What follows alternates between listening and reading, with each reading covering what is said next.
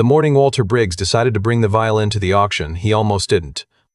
It had been sitting in the same corner of his basement for 11 years, wrapped in an old bath towel inside a case with 2 broken latches, and every time he walked past it he had the same thought, that he should do something about it, and every time he did nothing, but his daughter Nora had been pushing him for months, gently at first, then with the kind of patience that has edges to it, and on the morning of the Lakeshore charity auction he had finally reached into that corner, picked up the case, and put it in the back of his truck without letting himself think too long about it. The drive from Barrie to the waterfront event space in Orillia took just under an hour. Walter drove with the radio off. He had been doing that more often lately, choosing silence the way other people choose noise, filling the cab with nothing but the sound of the highway and his own breathing. It was the kind of habit his wife Patricia had never quite understood, and one he had never bothered explaining, and now there was no one to explain it to. She had been gone for 3 years. The silence in the truck had a different quality than it used to. He found parking 2 blocks from the venue and carried the case the rest of the way on foot. It was a cool morning for late May, the kind of morning that still carries a trace of winter in the shade, and the waterfront smelled of lake water and fresh-cut grass and the particular cleanliness that comes with early hours. The event had not yet fully opened to the public. Volunteers in matching green shirts were still arranging tables and adjusting signage on the lawn in front of the Orillia Arts and Heritage Center, and the sound of a microphone being tested drifted out through the open doors. Walter went to the registration desk near the entrance and gave his name. A young woman with a clipboard smiled at him and asked what he was donating. He set the case on the table in front of her. She looked at it the way people look at things they are trying to be polite about. "It's a violin," he said. "Wonderful," she said, with the specific cheerfulness of someone who has been trained to be enthusiastic about everything. She handed him a form and a sticker with a lot number printed on it. Lot 47. He affixed the sticker to the side of the case and signed where she indicated, and that was that. He had expected it to feel like more of something than it did. He walked inside and found a seat near the back of the main hall and waited for the morning to begin. The Lakeshore charity auction was in its 18th year. It raised money for a children's literacy foundation and was considered one of the more prestigious community events in Simcoe County, not because of the money it raised, which was modest by any real measure, but because of who attended it. The local member of provincial parliament came every year. So did several town councillors, 3 or 4 prominent business owners, and a rotating cast of people who considered themselves part of Orillia's social fabric and wanted to be seen as such. The venue reflected this self-understanding. There were flower arrangements on every table. The catering was better than it needed to be.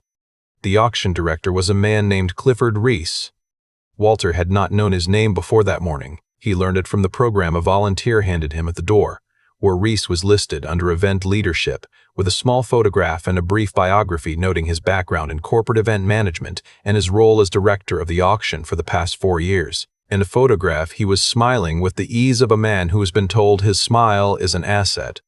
In person, standing at the front of the room in a charcoal blazer with no tie, he looked roughly the same, polished, prepared, and faintly aware of being watched. Walter was not the kind of man who disliked people on site. He had spent 31 years as an instrument repair technician, first apprenticing under a luthier in Hamilton, and then running his own small shop out of a converted garage on the edge of Barrie, and that kind of work tends to make a person patient with the world. You cannot rush glue. You cannot force wood. The work either holds or it doesn't, and if it doesn't, you take it apart and start again. He had applied the same patience, mostly, to the people around him. But he noticed Clifford Reese the way he noticed certain things, quietly, without judgment, simply registering. Reese moved through the room with the authority of a man who had decided, early in the morning, that everything was going to go well, and that anything which threatened that outcome was a problem to be managed rather than a situation to be understood. The bidding started at 10 o'clock. It went smoothly through the first 30-odd lots: framed photography, weekend getaways, restaurant packages, a signed hockey jersey that drew enthusiastic attention from the back of the room. Walter watched and waited. He was not nervous exactly, but he was something adjacent to it. He had not told anyone what Patricia had told him about the violin. He had not told anyone what he himself suspected. After 11 years of sitting with that information, of quietly turning it over in his mind the way a person turns over something they are not yet sure of, waiting to understand it fully before they said it out loud. Lot 47 came up near the end of the first session. A volunteer carried it to the table at the front of the room with the same careful neutrality one carries any item before it has been assigned a value. Clifford Reese stepped up beside it. He glanced at the card in his hand, then at the case, then at the card in his hand, then at the case, then at the card again. Lot 47, he said into the microphone. A violin. He opened the case. The room had been buzzing quietly up until that point. Low conversations, the sound of bidding paddles being set down, coffee being poured from the carafes at the side tables. The buzz did not stop exactly. But it changed register slightly when the case opened, not because the violin inside was impressive. Because it wasn't, at least not to the untrained eye. The instrument was old. The varnish had darkened unevenly, deep amber in some places and almost brown in others. And there were fine cracks along the grain near the upper bout that had been repaired at some point, carefully and with obvious skill. Though the repairs were old enough to have their own patina now, the strings were dull and slack. The bow in the lid of the case had lost a third of its horsehair. Clifford Reese looked at it for a long moment. He paused. He glanced up at the room and then back at the instrument with an expression that was trying to land somewhere between humor and diplomacy, and not quite finding either. It's seen better days, he said. A few people laughed. It was the kind of laugh that follows a permission. Not unkind, but not particularly thoughtful either. The easy release of a room that has been given a social cue and taken it. Walter did not laugh. He sat at the back with his hands resting on his knees and his face still. Reese set the card down and picked up the bow, holding it between two fingers the way a person holds something they are not sure they want to touch. This one's going to need some imagination, he said to the room, or a very dedicated hobbyist. Another small laugh. He set the bow back down. Maybe we should start the bidding at $10 and see if anyone wants to take this off our hands. I think the case alone is worth that. Walter stood up. He did not do it dramatically. He was not built for drama. He was a large man, broad through the shoulders, with the kind of physical presence that comes from decades of actual work rather than anything deliberate. And when he stood up in a room, people noticed. But the noticing was quiet. He did not raise his voice. He said, from the back of the hall, in the tone of someone making a factual correction about something small, that instrument is a Presenda. The room turned. Clifford Reese turned with it. I'm sorry, Reese said. Giovanni Francesco Presenda, Walter said. Taran, most likely 1840s, possibly earlier. The varnish is consistent with his late work. So is the scroll. He paused. That's not a hobbyist instrument. You might want to adjust your opening bid. There was a silence in the room. Not the awkward silence of a social misstep, but the tighter, more alert silence of a group of people recalibrating. Reese looked at him with an expression that had not quite settled into anything yet. Walter could see him deciding, in real time, what kind of situation this was, whether the man at the back of the room was a crank or a donor or something he needed to take seriously, and how much any of those options cost him in terms of the easy authority he had been building since 10 o'clock. That's quite a claim, Reese said. His voice was still pleasant. He was good at pleasant. Do you have documentation? Not with me, Walter said. The family history goes back to the 1890s. My wife's great-grandmother brought it from Italy. Patricia, my wife's, always said there was something about it. I had it assessed once, about 12 years ago. The luthier I took it to thought Presenda was possible. She didn't commit to it. He looked at the case. I've been looking at instruments for 30 years. I would not have said anything if I wasn't reasonably certain. The pleasant look on Reese's face had not disappeared, but it had thinned.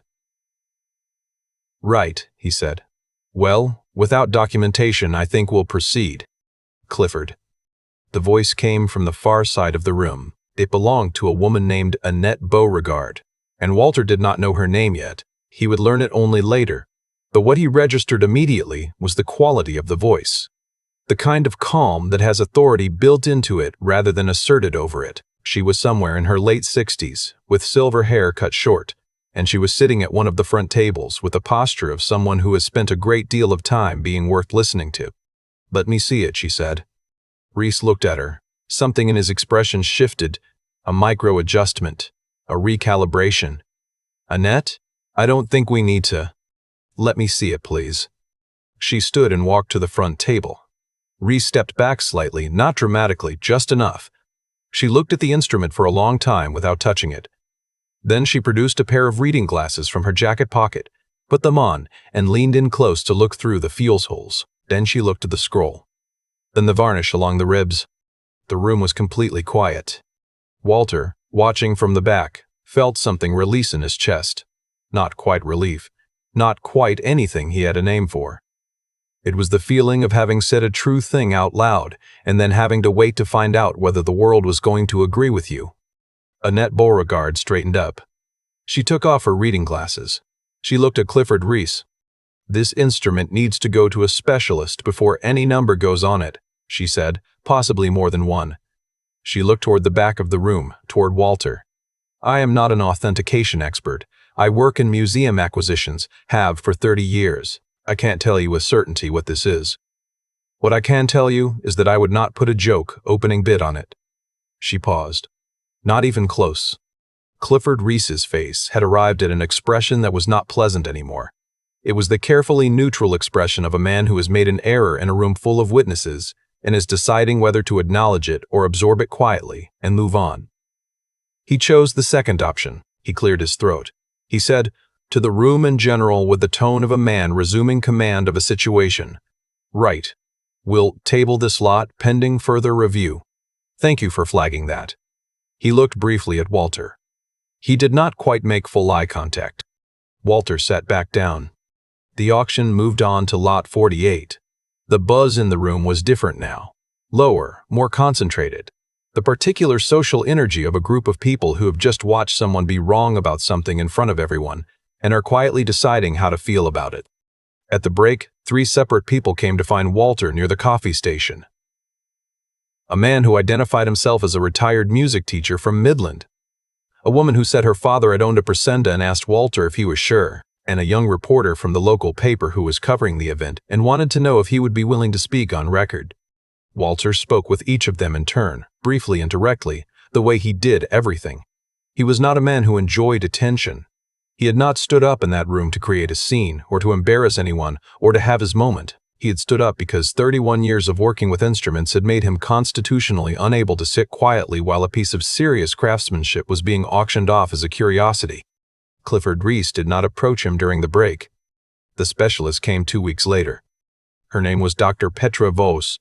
No, she was already in the names file. Walter corrected himself in the way he sometimes still talked to Patricia, out of habit. The specialist's name was Dr. Francis Okoro, a string instrument authentication consultant based in Toronto who had worked with the Royal Conservatory and the Canadian Museum of History. Walter had reached out to her through a colleague, and she had driven up to Barrie on a Tuesday morning in early June and spent 4 hours in his workshop with the violin. She worked in near silence, which Walter appreciated. She used her own lighting, her own magnification. She measured. She photographed. She looked through the folds with a light source for a long time. She checked the wood grain. She opened the case and examined the interior lining without touching it. She asked Walter 3 questions in the entire 4 hours, all of them precise. At the end, she sat down at the workbench and was quiet for a moment. "I'm going to tell you what I see," she said, "and I'm going to be careful about what I call it, because attribution at this level requires more process than I can complete in one visit. But I want you to understand what I'm working with here." Walter nodded. "The wood is old. Not refinished old, not cosmetically aged, genuinely old, and in a way that's consistent with early Italian manufacture. The varnish chemistry is something I want to test formally, but what I'm seeing visually is characteristic of the Torin tradition in the mid-19th century." She paused. "The workmanship on the scroll is exceptional. The repairs, and there have been several, were done by someone who knew exactly what they had. That matters." Walter was quiet. "Presenda is possible," she said. "I won't go further than that today. But possible, in this context, means something quite specific." She looked at him. "If this instrument is what I think it might be, you're not talking about something that belongs in a charity auction." "What are we talking about?" Walter asked. She considered for a moment. Documented Presenda instruments at auction have sold for between $800,000 and $2.5 million, depending on provenance, condition, and documentation. She let that sit. Undocumented, authenticated but without full provenance, considerably less. Still not a charity lot. Walter sat with that for a moment. Outside the workshop window, the May afternoon was moving toward evening, and the light coming through the glass had turned the particular color that Patricia had always called the good hour. That hour before sunset when everything softened slightly and looked more itself than usual. He thought about the corner of his basement, 11 years, the broken latches, the bath towel he had used because he could not find anything else. He thought about Patricia, who had carried that case across 3 different apartments in her 20s before they had a house to put it in, who had always said there was something about the sound of it, even broken-stringed and badly in need of service, that she couldn't explain, who had never had it properly assessed because the timing was never right, and then the timing had run out. She wanted to donate it, he said. Patricia. Before she got sick, she said she wanted it to go somewhere that could use it. She didn't care about the money. He paused. I don't know if I care about the money either. Dr. Okoro looked at him with the precise, clear attention of someone who does not offer comfort reflexively, but gives it deliberately when it's warranted. You have time to figure that out, she said. There's no hurry. She began packing her equipment. There is one thing I'd like to ask. The auction, the one where you spoke up, were there photographs taken? A newspaper reporter, Walter said. Local paper, she took some. Good. Okoro clicked her case shut. I asked because documentation of provenance is not only physical, it's a record of the object's history, where it's been, who handled it, what was said about it. The fact that a room full of people heard you describe this instrument, heard someone with museum expertise take it seriously, that's part of its story now. She paused at the door. Even the part where they almost auctioned it for $10. Walter showed her out to her car and watched her pull out of the lane and drive north toward the highway. Then he went back inside, to his workshop, to the bench where the violin was still sitting in its case in the late afternoon light. He did not open the case. He sat down in the chair across from it and looked at it for a while, the way he had never quite let himself look at it before, not as a problem to be solved or a decision to be made, but as the thing it actually was, an object that had survived a very long time, that had been made by someone with extraordinary skill, that had passed through many hands before it reached this one moment in a repair shop in Barrie, Ontario, on a Tuesday in June. The formal authentication process took 4 months.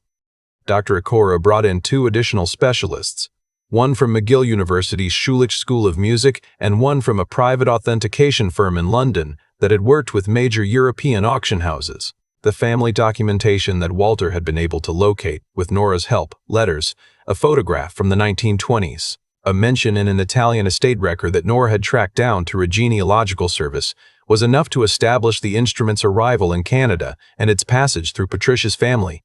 It was not enough on its own to confirm attribution. The physical analysis was. The final report was 32 pages long.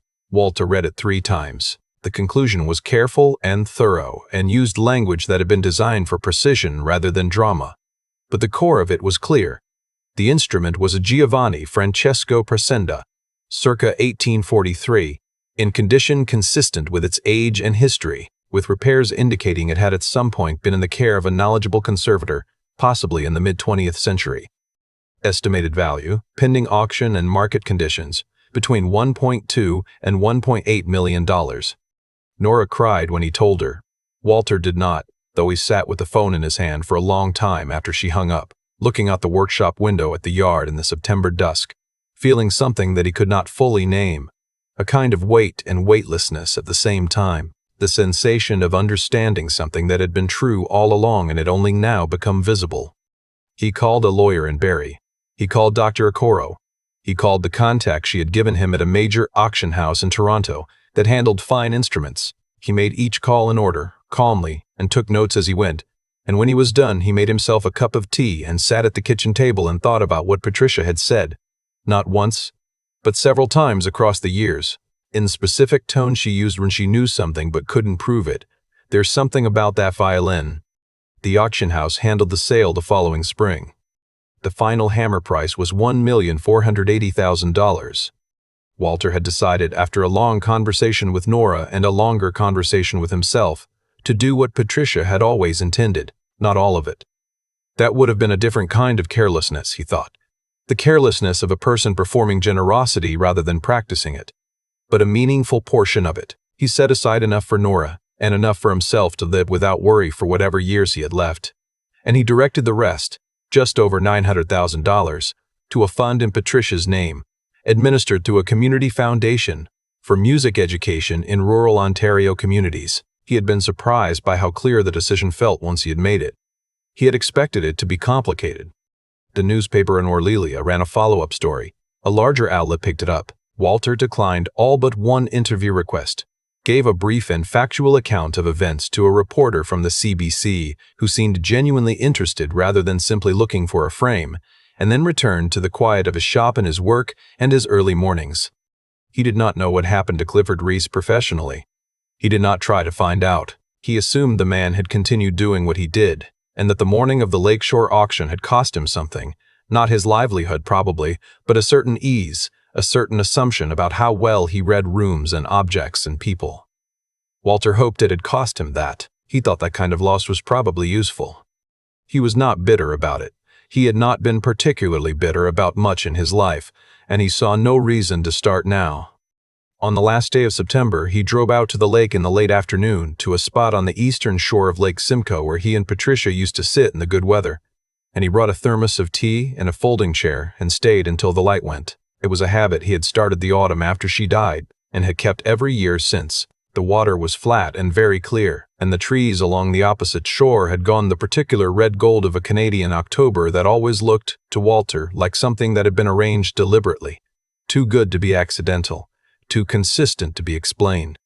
He thought about the violin.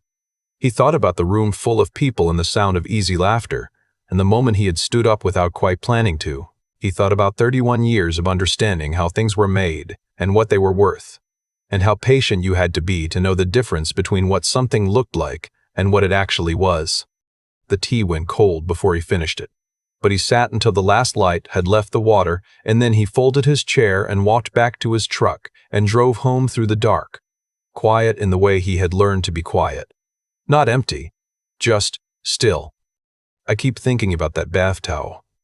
11 years Walter Briggs wrapped that violin in an old bath towel, not because he didn't care, but because caring, sometimes, looks exactly like that. Quiet, unglamorous, holding something precious in whatever you have on hand, because the alternative is letting go of it entirely. I've been turning this story over for a while now, and the thing that stays with me isn't the money. Though the money is hard to ignore, $1.4 million in change, for something that nearly got auctioned off as a curiosity. What stays with me is the sequence of it, the way every outcome in this story followed directly from the choices people made, not luck, not fate. Choices. Clifford Reese chose to make a joke. He chose ease over accuracy, the comfortable laugh over the honest question, and when a man at the back of the room offered him a correction, quietly and without any malice, Reese chose to treat it as a threat to his authority rather than a gift to his credibility. That sequence of choices didn't ruin him, maybe, but it cost him something real, in a room full of witnesses, in a moment that became part of the public record. That's how it usually works. The small decisions compound, the habit of reaching for the easy read, of dismissing what looks rough or unfamiliar, eventually shows itself at the worst possible moment. And Walter chose something different. He spent 31 years learning how to look at things carefully, and then he showed up in that room and used that knowledge, even when it would have been easier not to. There's a kind of integrity in that which I find genuinely moving. He wasn't performing expertise. He wasn't trying to embarrass anyone. He stood up because he knew something true and understood that staying quiet about true things has a cost. That's not a small quality in a person. That's a form of honesty that most of us have to work pretty hard to build. And then there's the patience of it. 4 months of authentication, 2 additional specialists. Documents tracked across 2 continents. Walter didn't rush the process or force it toward the answer he wanted. He waited, the way his work had trained him to wait, and he let the truth arrive on its own timeline. I think about how many people would have talked themselves out of the whole thing somewhere in the middle, convinced themselves they'd imagined it, that it was too unlikely, that they'd embarrass themselves if they were wrong. Walter didn't do that. He stayed the course without making a spectacle of it. That kind of steadiness is rarer than it looks. What I find most instructive, though, is what he did with the outcome. He could have kept it all. No one would have blamed him. Instead, he asked himself what was actually right, what Patricia would have wanted, what the world might genuinely need. And then he made a decision that was harder and truer than the easy one. $900,000 into music education for kids in rural Ontario who would never know his name or hers. That's not charity as performance. That's a person who understood that a windfall carries its own responsibility. I don't think good things happen to good people because the universe is keeping score, but I do think that the qualities Walter carried, honesty about what he knew, the discipline to develop real knowledge in the first place, and the decency to use it in service of something beyond himself. Those qualities created the conditions for this outcome. Not magically. Practically, step by step, choice by choice, over 31 years of quiet and serious work. That's the part we're sitting with, I think. Not the number at the end, the towel at the beginning,